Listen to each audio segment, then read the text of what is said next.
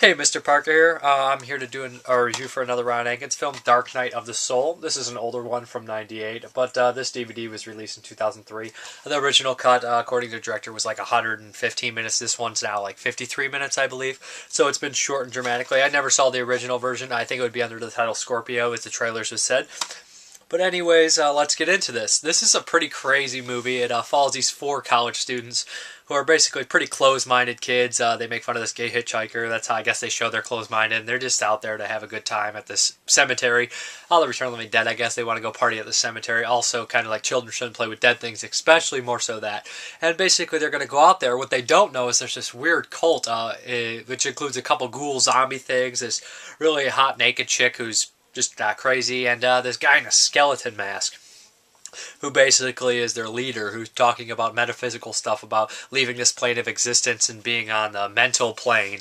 And they do this by smoking this weird opiate. I think they call it Opiate of the Unknown or something like that. The Cemetery of the Unknown, it's called Opiate of Darkness. I don't know, they're really crazy and weird and different. Why does your face look that way? Because I am. I wear the mask of my skeletal essence as a symbolic portrayal of the transformation of my being and the death of my emotional and soon-to-be physical body. But from the plane of mind, dear student, I truly live and shall never perish. I wear the priest gamut, symbolizing the death of organized religion and the rise of independent soul reflection. Evelyn, my unified one, rise and dance for the glory of metamorphosis.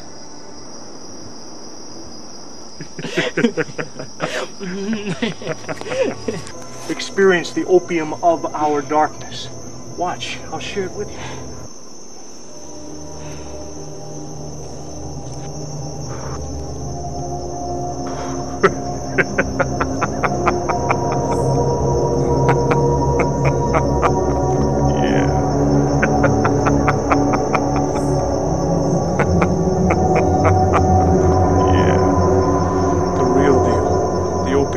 Darkness, babe.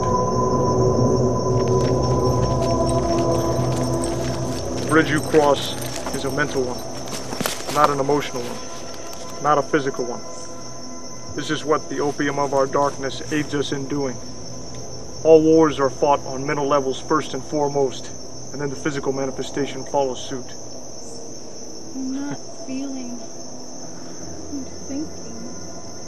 Yes, ponder, dear sister, ponder. I'm in a conscious meditation. Ponder why you are who you are, why you believe what you believe, and where the goal of this world lies.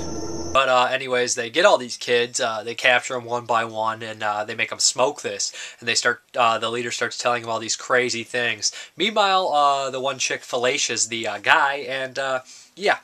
Basically what they do is they tell all these kids these crazy stuff about leaving this plane of existence and truly finding their true selves while they molest them and just treat them horribly and do weird things. The ghouls are really cool. They kind of have that, I don't know, that goon mentality. One's got the little cackle like they're, and the other one, they're both just really cool, and the naked chick's hot, so yeah. And the lead's a pretty big, kind of scary guy who says some crazy, really cool mind-altering thinking things, I guess you'd say. But the film's really short. It's 53 minutes. It's actually really entertaining. I mean, I don't want to say really entertaining. Really just a weird movie, and I dug it. A lot of people might not. It is low budget. It does take place in a cemetery. You can obviously tell inspirations from other films. There's cool. You see a tombstone in the background with Lucio Fulci's name on there, and Alan Ormsby, who was involved with Children Play with Dead Things, among other films. But yeah, it's worth a watch if you like crazy, weird, kind of psychedelic movies. Not psychedelic, I'd say trippy or mind-altering movies. Stuff that try to make you think a little bit.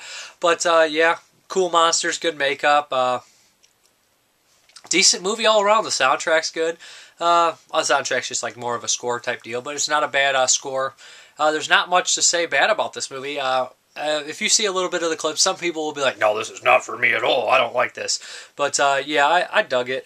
There's a pretty cool scene where the guy takes a hit of like the opiate stuff, and he's like, the opiate of darkness, baby, or something like that. And you're just like, but yeah, some of the people won't dig the effects. Sometimes they do like negatives, like, you know, the camera will turn negative, and that's kind of dated, but movies did it a lot at the time.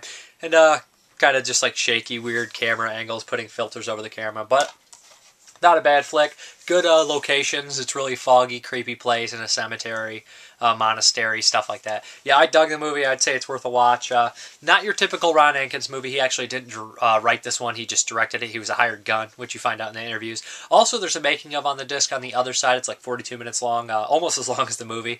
And you get to see some insight about the movie and how they're making it. And the interview with Ron Atkins is cool. He really describes the original, like, not really, but not like slick describes, but he talks about the original cut and how this was a weird film to shoot and their masters got ruined and stuff like that. A lot of interesting stuff. Pretty decent movie, especially if you like those kind of underground, crazy, weird movies. But Dark Night of the Soul, check it out if it sounds like it's up your alley. I also do love what they say at the end of the credits. So they do not condone drug use.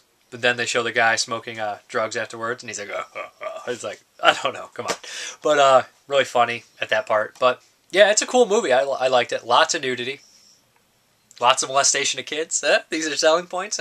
Anyways, have a good one. Bye.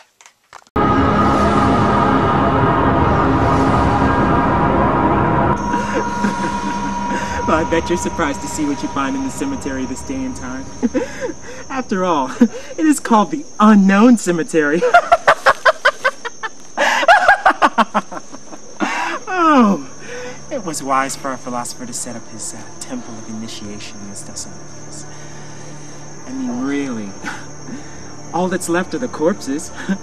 The souls are long gone from this place. Isn't it weird how some people come to cemeteries to pay their respects to a rotting corpse when the soul of that person is long gone? I find that so amusing. Oh, are you enjoying that? By the way, I'm human. That's shallow art. We may appear to be grotesque effigies of the dead, yet in reality, we are symbolic portrayals of the end of reality and the beginning of mind. Oh, by the way, Evan, I'm next. Not me. I'm an asexual, dying, emotional effigy.